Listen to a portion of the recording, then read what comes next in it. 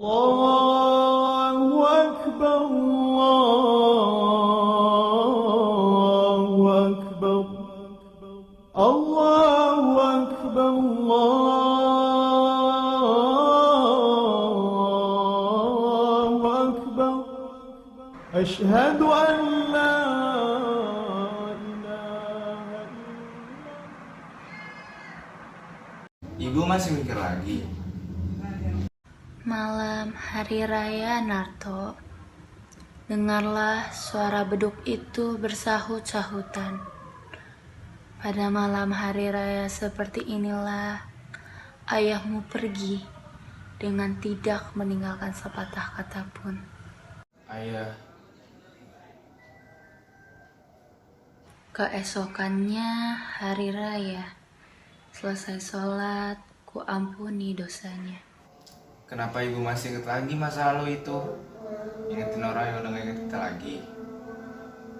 Ibu merasa bahwa dia masih ingat kepada kita.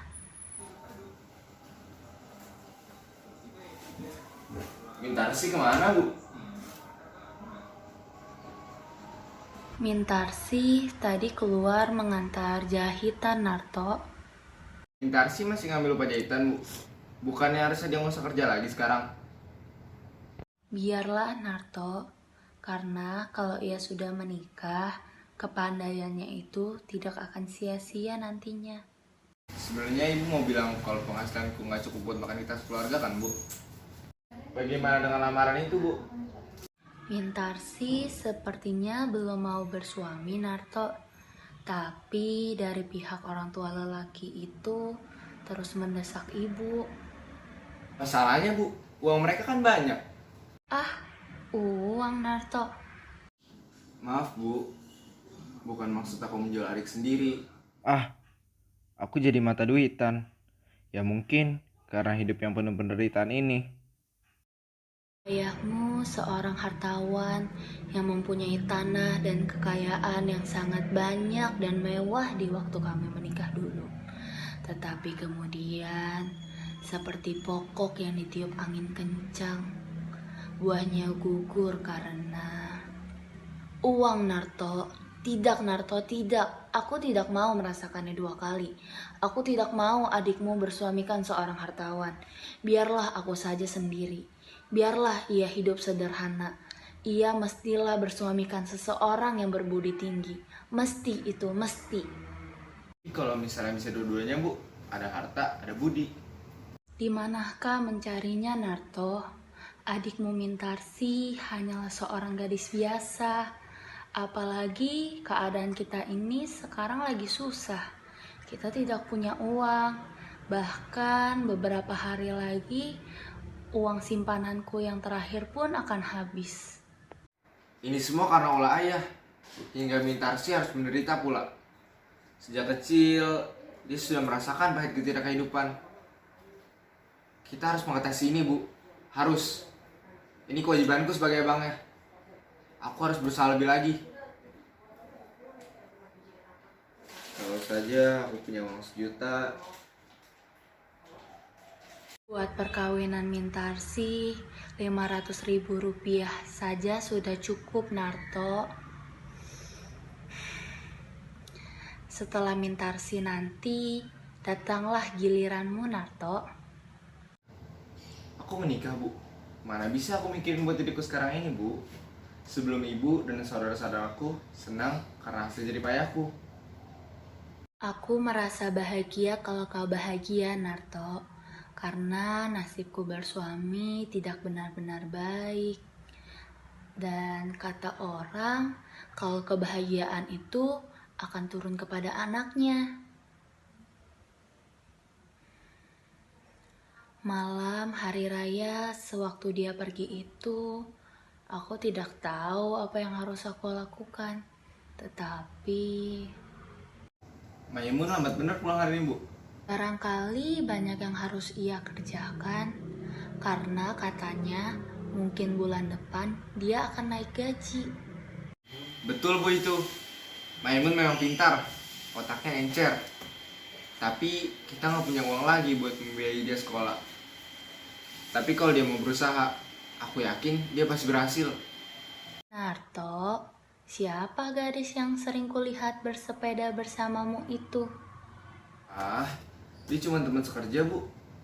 Tapi ibu rasa dia sangat pantas untukmu, Narto. Walaupun dia bukan orang yang derajatnya rendah seperti kita, tapi kalau kau suka, Ah, buat apa mikirin kawan sekarang, Bu? Mungkin 10 tahun lagi nanti kalau udah beres. tapi kalau nanti Mintarsi sudah kawin, kau kan juga harus, Narto. Kau kan lebih tua. Sewaktu ayahmu pergi pada malam hari raya itu, aku memeluk kalian semua anak-anakku. Hilang akalku. Udahlah, Bu. Buat apa mikirin masa lalu?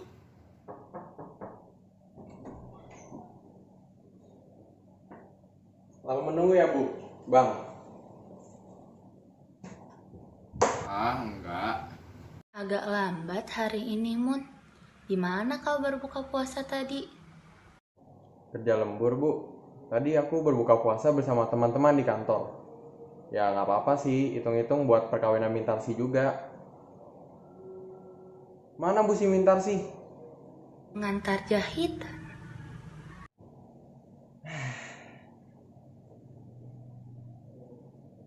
Oh iya, Bang, ada kabar aneh nih.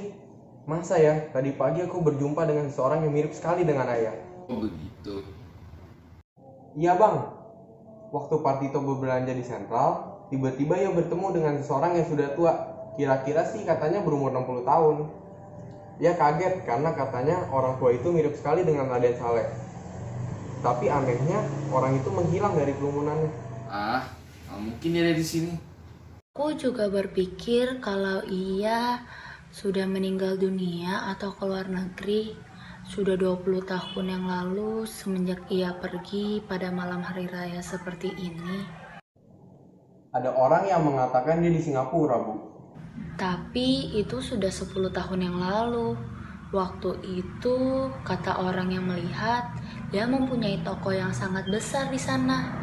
Dan kata orang juga yang pernah melihat hidupnya sangat mewah. Ya, tapi enak kan makan lumpur. Tapi tak ada kabar apapun sama sekali lagi tentang ayahmu. Apalagi sesudah perang sekarang ini. Kita harus bertanya di mana. Bagaimana rupa ayah sebenarnya, Bu? Waktu ia masih muda, ia tak suka belajar. Tidak seperti kau. Ia suka berfoya-foya. Ayahmu pada waktu itu sangat disegani orang karena ia suka meminjamkan uang ke sana kemari. Dan itulah. Selama hari raya ini, berapa hari kau libur, Mun? 2 hari doang, Bang. Oh iya, hampir lupa. Ada makanan yang belum ibu taruh di meja.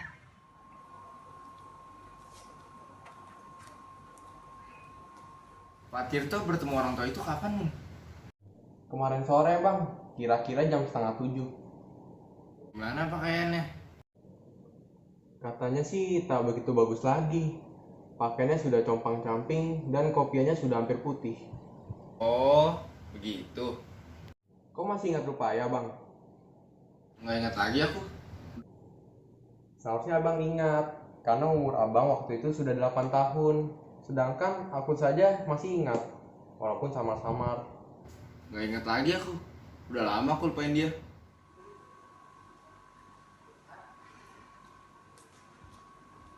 Pak Tito banyak menanyakan tentang ayah. Kata orang, ayahmu seorang yang baik hati. Jika ia berada di sini sekarang, di rumah ini, besok hari raya, tentu ia bisa bersenang-senang dengan anak-anaknya. Mintarsi sudah pulang. Jam berapa sekarang? Oh iya Bang Narto, ada kabarnya lagi nih. Masa ya tadi pagi aku berkenalan dengan orang India. Dia mengajarkan aku bahasa Urdu. Dan aku memberikan pelajaran bahasa Indonesia kepada dia. Baguslah itu. Kamu emang harus ngumpulin ilmu sebanyak-banyaknya. Supaya nanti bisa dibanggakan dan berguna di masyarakat. Dan kayak aku, cuma lulusan sekolah rendah. Karena aku nggak punya ayah, nggak ada yang mau bantu aku. Tapi kamu yang sekolah cukup tinggi, bekerjalah sekuat tenagamu. Aku percaya kamu pasti bisa untuk berhasil.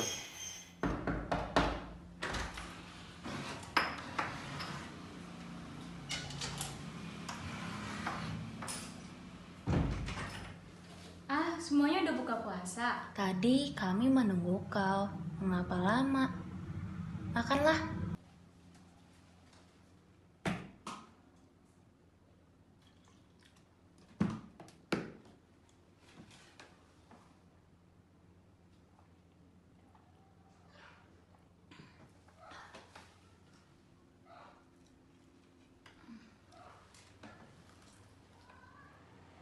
Apa yang kau lihat di luar? Waktu aku lewat di situ tadi, Bang Narto, dengarkan dulu. Iya, aku dengar. Jadi, di ujung jalan tadi ada orang tua. Dari jembatan sana, sepertinya dia seorang pengemis. Yah, kenapa semua jadi diam? Orang tua? Bagaimana rupanya? Di jalanan agak gelap, jadi tidak begitu jelas kelihatannya. Tapi orangnya agak tinggi sepertinya. Coba aku lihat.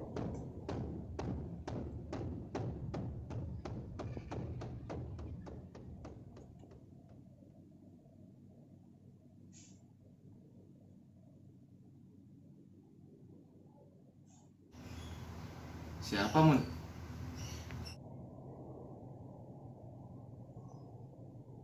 Tak ada orang kelihatannya. Dulu itu malam hari raya seperti ini ia berlalu. Mungkin Ah, Bu, lupain aja yang udah berlalu. waktu dulu kami masih sama-sama muda, kami sangat berkasih-kasihan. Sejelek-jeleknya ayahmu, banyak juga kenangan indah yang tak dapat ibu lupakan. Nak, mungkinkah ia kembali?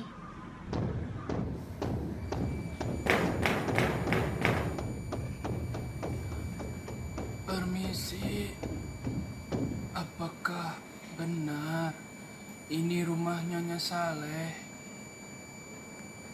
Astagfirullah, seperti suara ayahmu, nak. Ayahmu pulang, nak.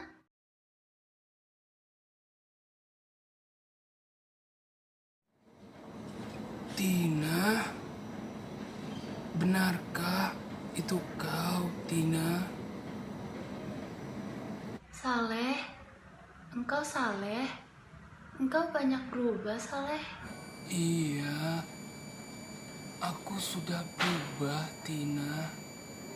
Setelah 20 tahun bercerai, mukaku sudah menua termakan usia. Dan ini anak-anak kita semua. Ya, mereka semua adalah anak-anakmu, Saleh. Mereka semua sekarang sudah lebih besar daripada ayahnya. Mari duduklah dan pandanglah mereka.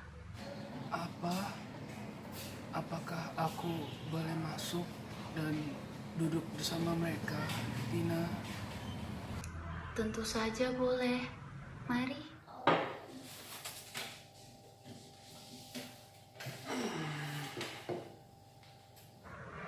Ayahmu pulang, nak. Ayah, aku Maimun. Maimun? Wah, kamu sudah besar ya, nak. Dulu saat aku pergi, kakimu masih lemah, belum dapat berdiri. Dan Nona ini siapa? Aku Mintarsi, ayah.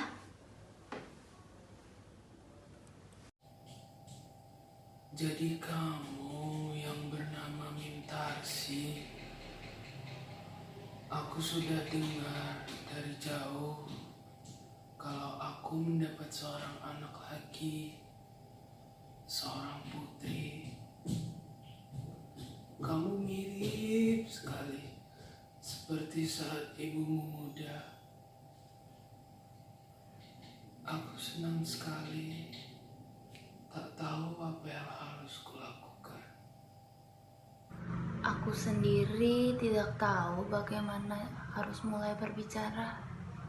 Anak-anak sekarang semuanya sudah besar. Kukira inilah saat yang paling bahagia. Ya, rupanya anak-anak juga dapat besar ya, tanpa ayahnya. Mereka semua sudah jadi orang pandai sekarang. Gunarto bekerja di perusahaan tenun dan Maimun tidak pernah tinggal kelas selama bersekolah. Ia selalu menjadi yang pertama keluar dalam ujian. Mereka semua sudah mempunyai penghasilan masing-masing. Dan Maimun ini, dia membantu aku dalam menjahit. Ah, ibu. Selama 10 tahun ini, aku menjadi seorang saudagar besar di Singapura. Aku menjadi kepala perusahaan dengan pegawai berpuluh-puluh orang. Namun, sialnya, toko itu habis terbakar. Lalu, seolah-olah belum selesai kemalangan yang terjadi padaku. Saham-saham yang kubeli merosot semua setelah perang ini. Sesudah itu, semua yang kukerjakan tidak ada lagi yang sempurna.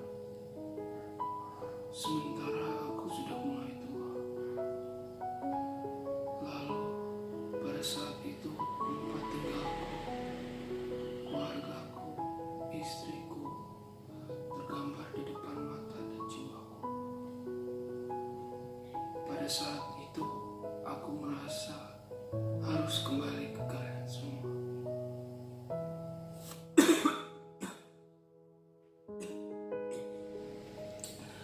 Maukah engkau memberikan air segelas untuk ayahmu, Gunarto? Hanya engkau yang tidak. Narto, ayahmu yang berbicara itu, mestinya engkau bahagia, nak. Sudah semestinya anak-anak kembali menemui ayahnya yang sudah sekian lama tidak bertemu. Kalau Narto tak mau, tak apa.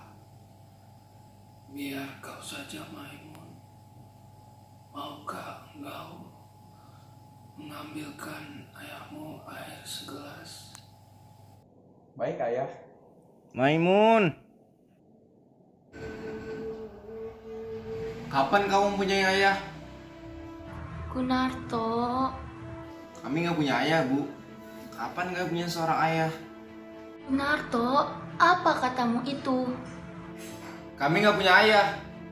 Kalau kami punya ayah, lalu buat apa kerja selama ini? Jadi budak orang. Waktu aku umur 8 tahun, aku dan ibu hampir saja terjun ke dalam laut. Untung ibu cepat sadar. Dan kalau kami punya ayah, lalu buat apa aku jadi pembantu waktu aku umur 10 tahun? Kami nggak punya ayah. Kami besar dalam keadaan sengsara. Rasa gembira dalam hati sedikit pun tidak ada. Dan Maimun, kamu lupa waktu kamu nangis di sekolah rendah dulu karena kamu gak bisa beli kelereng kayak teman-teman kamu. Dan kamu pergi sekolah pakai baju robek, jahitan di mana-mana. Ini semua terjadi gara-gara kita gak punya ayah. Kalau kita punya ayah, kenapa hidup kita melarat selama ini? Gunarto,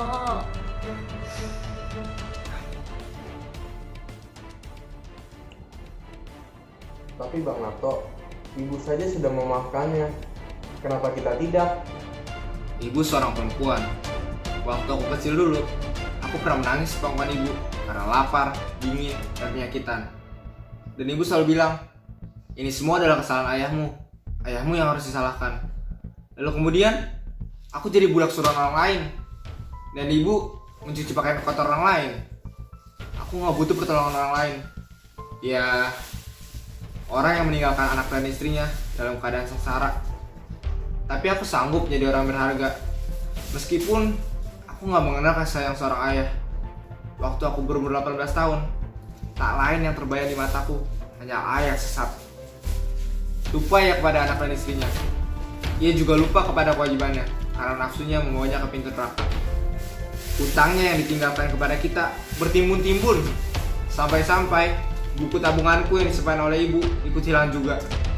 Ya, masa kecil kita sungguh-sungguh sangat tersiksa. Maka, jika kita memang mempunyai ayah, maka itulah musuhku yang sebesar-besarnya. Bang! Bu Narto. Tapi Bang, lihat ayah sudah seperti ini sekarang. Ia sudah tua Bang Narto. Maimun, sering banget kamu bilang ayah kepada orang yang ngeberati ini. Cuma karena ada orang tua masuk rumah ini, lalu kamu bilang dia ayah kita. Padahal dia sama sekali nggak kenal. Sama sekali nggak, Maimun.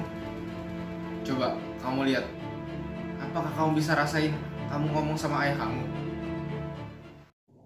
Bang Narto, kita itu adalah darah dagingnya.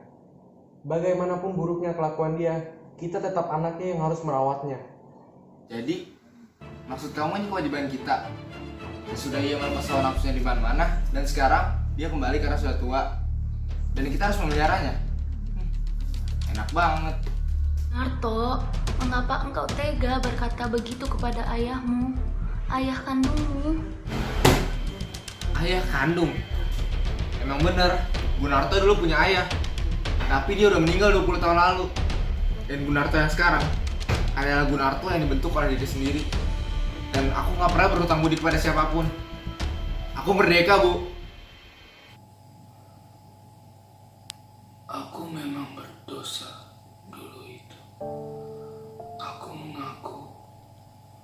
Dan itulah sebabnya aku kembali pada hari ini. Pada hari tuaku untuk memperbaiki kesalahan dan dosaku. Tapi ternyata sekarang, ya, benar katamu, Narto. Aku seorang tua dan aku tidak bermaksud untuk mendorong-dorongkan diri agar diterima di mana tempat yang aku tidak berhak untuk berada. Baiklah, aku akan pergi. Tapi tahukah kau, Narto, rasa sakit dan rasa sedih yang ada di hatiku.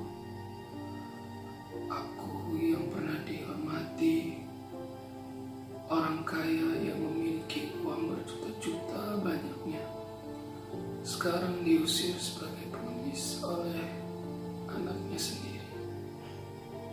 Tapi biarlah, sedalam mana aku terjerumus dan dalam kesengsaraan, aku tidak akan mengganggu kalian lagi.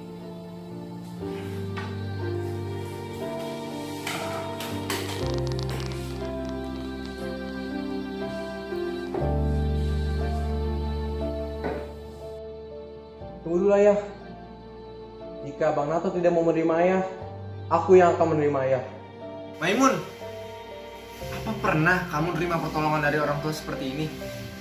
Aku pernah terima tamparan, tendangan, dan juga pukulan dari dia dulu. Tapi setetes darah pun aku gak pernah nerima apa-apa dari dia. Jangan keras kepala Bang. Jangan kamu belain dia. Ingat siapa yang membesarkan kamu. Kamu lupa, aku yang biayain kamu selama ini. Ayahmu yang sebenar-benarnya adalah aku. Kamu menyakiti hati ibu, Bang. Kamu juga ikut bela-belain dia. Sedangkan buat kamu, aku juga yang bertindak selama ini jadi ayahmu. Baiklah, peliharalah orang tua itu jika memang kalian cinta kepadanya. Mungkin kamu gak pernah ngerasain getirak kehidupan karena kamu gak punya ayah. Tapi yaudahlah, demi kebahagiaan saudara-saudaraku, jangan sampai menderita seperti aku ini.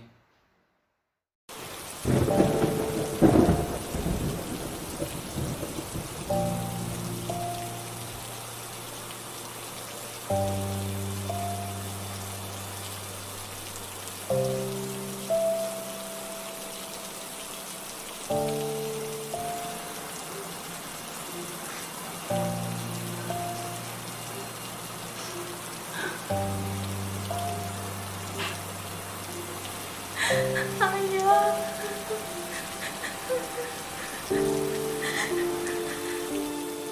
Aku mengerti. Bagiku tidak ada jalan keluar. Bila aku tetap di sini, aku hanya akan mengganggu kedamaian dan kebahagiaan anakku. Lebih baik aku pergi saja. Itulah jalan yang terbaik. Tidak ada jalan untuk kembali. Ayah, apa ayah punya uang untuk makan? Kemana ayah akan pergi sekarang? Tepi jalan atau dalam sungai. Aku cuma seorang pengemis sekarang. Sebenarnya aku malu untuk masuk ke dalam rumah ini yang sudah aku tinggalkan. Aku sudah tua, lemah, dan sadar langkahku terayun kembali. Sudah 3 hari aku berdiri di depan sana. Namun aku malu, tak sanggup untuk masuk ke sini lagi. Aku sudah tua dan Kaulah nafasku yang menjaga di dalam hidupku. Kau ajarkan aku menjadi yang Malam hari raya, dia datang dan pergi untuk pergi kembali. Seperti gelombang yang dimainkan angin topan. Demikianlah nasib ibu, nak. Bang, bagaimanakah abang? Apakah abang tidak bisa memaafkannya? Besok kan hari raya. Sudah sepatutnya kita saling memaafkan. Apa bang tidak kasihan? Kemana dia akan pergi setua itu?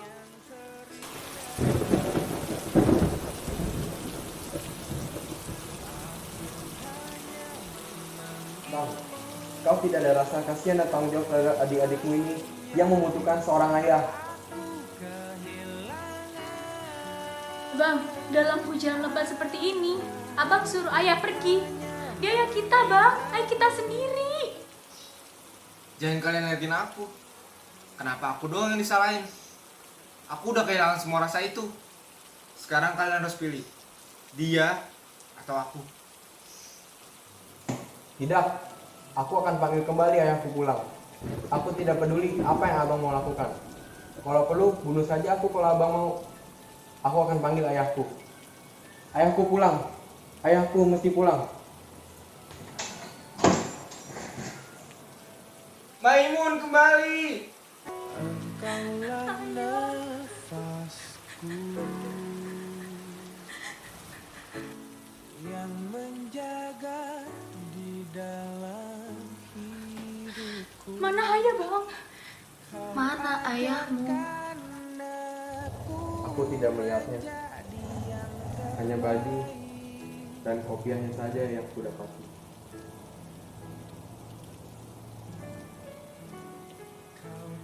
Maimun, di mana kamu dapatkan baju dan kopiah itu? Di bawah lampu dekat jembatan. Lalu ayah? Di mana dengan ayah? Gimana ayah? Aku tidak tahu lagi, Bang. Jadi, ayah loncat ke dalam sungai. Benar, Tok. Dia nggak tahan penghinaan dari aku. Dia yang biasa dihormatin orang. Dia yang ampuh. Aku seperti diriku. Aku telah membunuh ayahku. Ayahku pulang. Ayahku pulang. Ayahku pulang. Ayah, jika aku telah jauh darimu,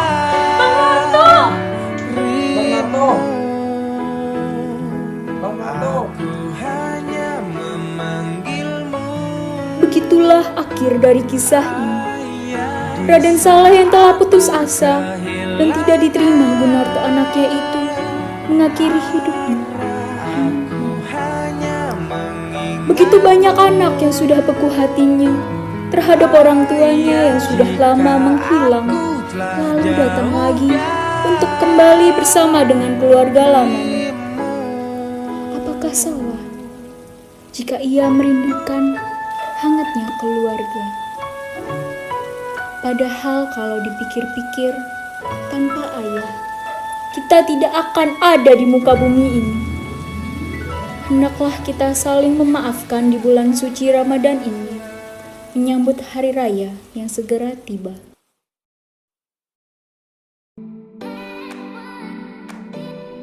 Bagus lah itu. Kamu emang kayak terta. Ya, Dede. Iya, tahu dia. Bang, kok tidak ada rasa kasihan dan tanggung jawab terhadap adik-adikmu yang ini yang Maaf Bu, ulang. baik ayah. Ngeliat kamera.